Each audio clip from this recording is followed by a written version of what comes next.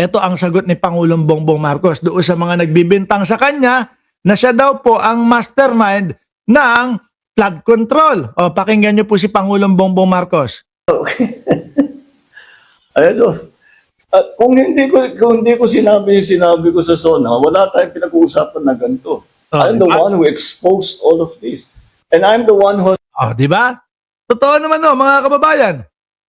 Si Pangulong Bongbong Marcos yung naglatag. Ito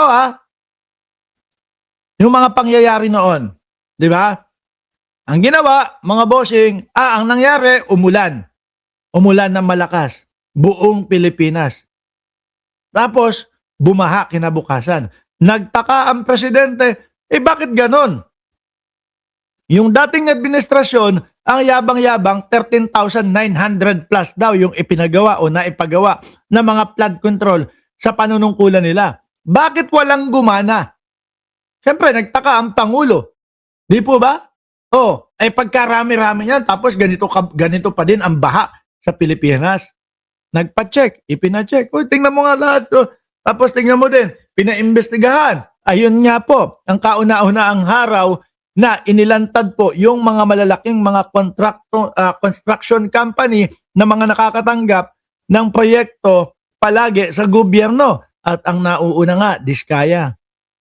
Di ba? Nakita niyo po, merong nasa entablado si Pangulo, tapos nandoon, pinopointers niya yung mga pangalan ng mga kumpanya at nangunguna nga doon, yung Diskaya. O sa kanya yan. Tapos tinuloy-tuloy na po, gumawa ng ICI. Mga bossing, kaya lang mukhang mahihina yung mga nandoon sa ICI.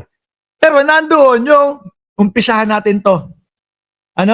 Umpisahan natin ito. Halungkatin natin lahat. Kasi pera ng bayan ito at yung bayang Pilipino ang nagsasakripisyo dahil doon sa mga pagnanakaw at doon sa mga ghost project. Walang makakapagpabago niyan. No? Nakita ko yung mga komento ng mga DDS.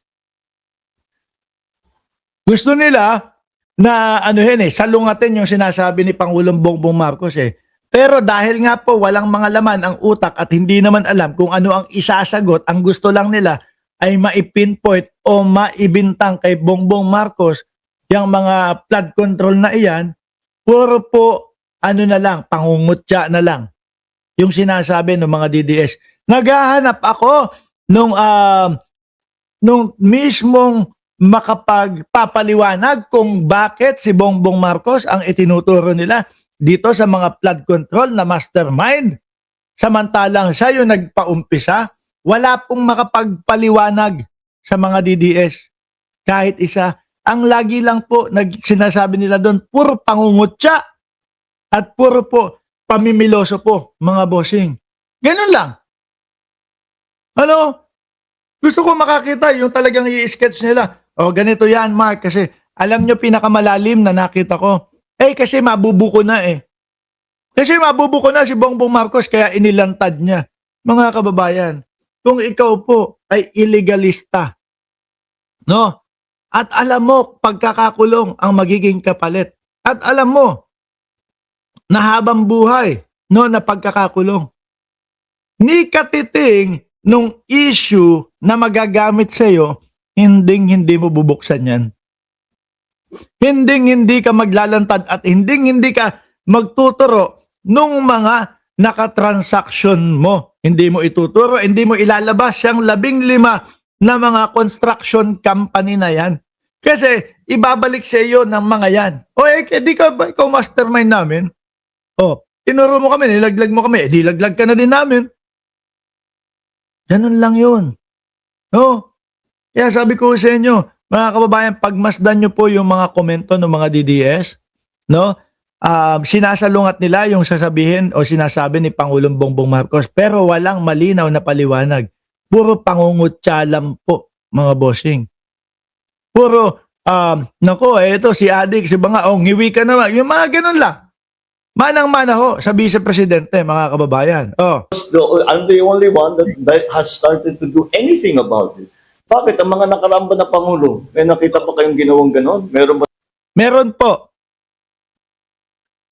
nung nagsalita ang dating Pangulong Duterte na alam niya yung korupsyon sa DPWH. Kaya lang, hindi ninyo kagaya na nung nalaman niyo na po, nung naghanap na po kayo ng mga flood control, inaksyonan nyo na. Sa kanya, wala lang.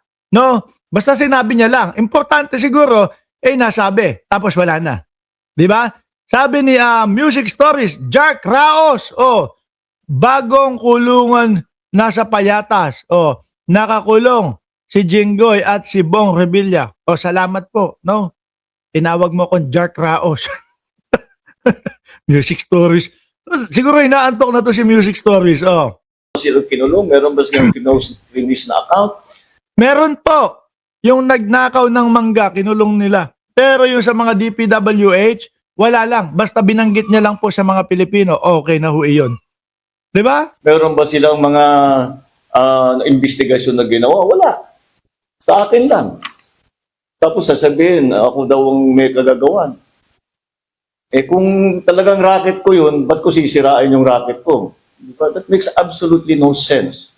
So, Kasi selective justice. I'm sorry? Selective justice. What about selective justice?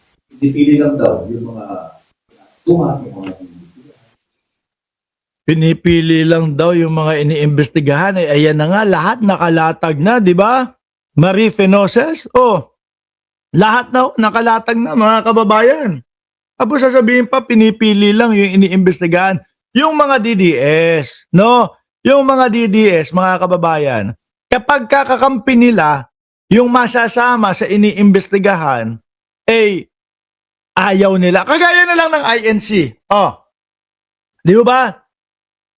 Si Marcoleta, mismong sa bunganga na po ni Marcoleta, mga kababayan, yung nanggaling yung pag-amin. Di ba, Tato? Ano sabi ni Rodante Marcoleta? Jen, nakatanggap naman, natanggap ko naman talaga yung 75 million. Yun ay panahon pa nung ako ay congressman. Gusto kasing lumusot, mga bossing, di ba? Gustong lumusot ni Marcoleta doon sa issue ng COMELEC, doon sa hindi pagsulat sa SOSE nung mga pangalan na nagbigay sa kanya ng pera. Lumusot nga doon sa COMELEC, pero hindi naman lumusot sa mata ng ombudsman at sa mata ng mamamayang Pilipino. Di ba? Kaya natatawag na lowest rank. Tuloy natin to. No, from the time that we formed the independent commission, sinabi ko, we'll just follow the evidence. And let's continue to do that. Di ba? Ito pa ho ang Pangulo. Ito naman, mga kababayan, yung susunod na video ng Pangulo ay pinupursige ni Pangulong Bongbong Marcos si Sara Duterte na umattend doon sa impeachment bukas ng 2:00, mga kababayan. Bukas July 6, mga bossing. Naka-live po tayo umaga, 9:00 ng umaga po, naka-live po tayo. Yun yung regular na live po natin, mga kababayan. Ano po? At aabangan po natin doon yung sinasabing warrant of arrest ni Marcoleta ng Lunes ng umaga kung sakali. At pagkatapos naman, mga kababayan, 2:00 naka-live tayo para doon sa impeachment ng vice-presidente. Eto na po ang Pangulo, mga bossing. Up to the accused whether or not they feel the need to appear. I guess the lawyers from on the defense side will give their advice. It's not for me to say one way or the other. But of course, it would be much easier to get to the bottom of everything if you can speak to the accused directly. Hindi. Yung inaakusahan. At sa inaakusahan naman, napakadali na ipaliwanag kung ikaw talaga mismo yung pupunta doon at maglalatag ng mga paliwanag mo. Di ho ba, mga kababayan? Simpleng-simple yun kasi ikaw yung naka-experiensya at ikaw yung leader ng lahat ng iyan. Di ba minsan, gano'n pa, gilid ka na, ako na mag-i-explain dito kasi ako yung mismong first hand na naka-experience at ako talaga yung dito. Di ba? Magmamadali, maaatat ka pa, mga bossing, na ipaliwanag. Dalawang klase lang ho yan, mga kababayan, no? Una, yung atat ka na magpaliwanag kasi alam mo na kayang-kaya mong idepensa yung sarili mo. Di ba? Sa inyo, ho, pansinin nyo na lang po ang inyong mga sarili. Kunyari, si Tato, pinagbintangan ko. Oh, uy Tato, nagnakaw ka doon ha. Alam ni Tato na hindi naman totoo. Ano ang gagawin ni Tato? Kukulitin pa ako niyan. Hoy Mark, halika, ipapaliwanag ko sa iyo lahat kung bakit ko nasabi na hindi ako ang nagnakaw niyan. Di ba? Oh, baka hindi ka pa nga makatulog eh. Pare, halika na. Mag-usap na tayo. Ipapaliwanag ko lahat. Kasi alam mo sa sarili mo na kaya mong idepensa yung sarili mo, na kaya mo na ipaliwanag agad-agad lahat. At ayaw mo nang makatulog o ayaw mo nang lumipas yung isang araw nang hindi mo na ipapaliwanag. Oh. Pangalawa naman po, yung hindi mo talaga kayang ipaliwanag.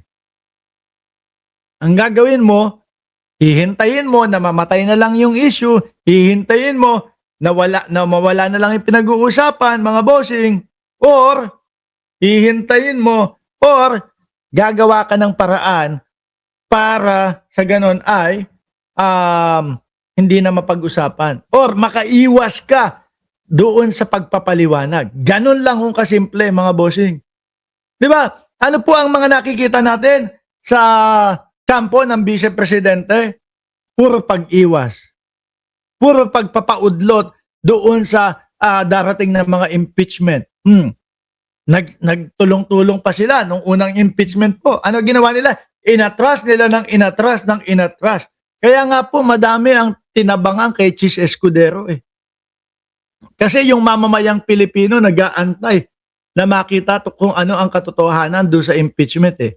Pero ano ginawa ni Chis Escudero nung siya yung Senate President?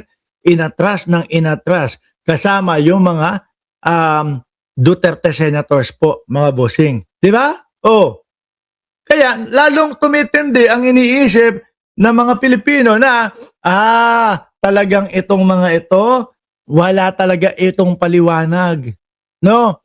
Baka guilty talaga itong mga ito. Kaya pag-iwas at pag-udlot ang ginagawa nilang solusyon para dito sa mga issue ng impeachment. Ganun no. O ito, ang Pangulo. Totoo, yung sinasabi ng Pangulo. No? Mas magiging madali sa inaakusahan at doon sa mga nag-aakusa na maintindihan ang lahat-lahat kung ang Vice Presidente ay dadalo diyan sa impeachment na yan. And the accused can answer directly, not through secondary channels, not through the lawyers. Maisingit ko lang mga bossing. Doon sa 18 Marites, isingit ko lang to, hindi ako magtatagal dito.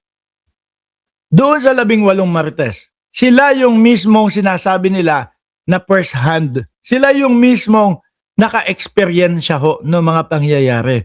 Pero bakit ganun? Si Baligod ang nagsasalita. Di ba?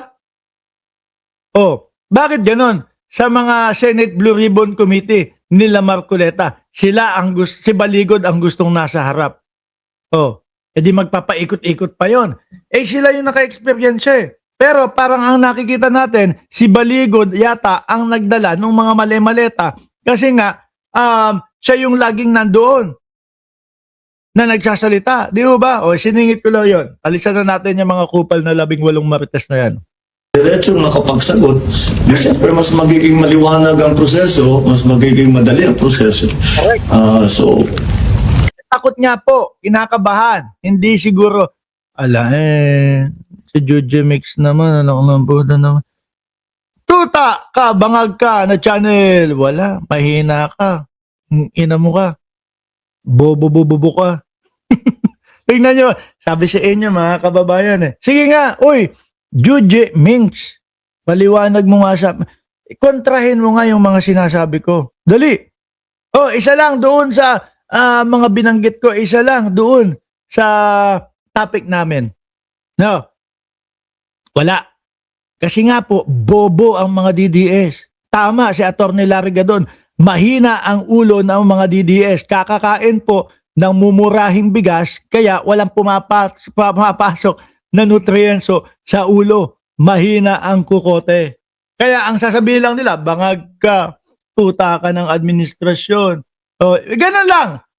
Ni wala kang maririnig dyan, mga bossing, na kaya nilang suportahan yung mga idol nila. Dahil po, yung mga idol nila, wala naman din pong maibigay na paliwanag sa kanila. Okay na po sa kanila, mga bossing, yung okay na yan, basta hindi ako nagnakaw. O hindi daw nagnakaw ang Vice Presidente, okay na. Ganun na lang po sa kanila yun. Ano po, pero yung hahalungkatin nila, aalamin nila, pag-aaralan nila talaga, walang ganyan sa DDS. No? Walang ganyan sa DDS, mga kababayan. But that's just my own opinion, and that's not a legal opinion because I'm not a lawyer. But if Si Commander Churba, shout out po sa inyo, sir. Pakisuportahan yung channel ni Commander Churba. I'm just trying to put myself in that position. So I would probably myself, if it was me being accused, I would almost insist over the advice of lawyers. If they advise me not to appear, I would insist on appearing. Because kaya ko namang sagutin. Sige, sagutin natin. Hindi po yata kayang sagutin. Biruin nyo nga po, ang sagot nila doon sa pagpapapatay sa inyo o doon sa pagbabanta sa inyo, ang sagot nila freedom of speech daw.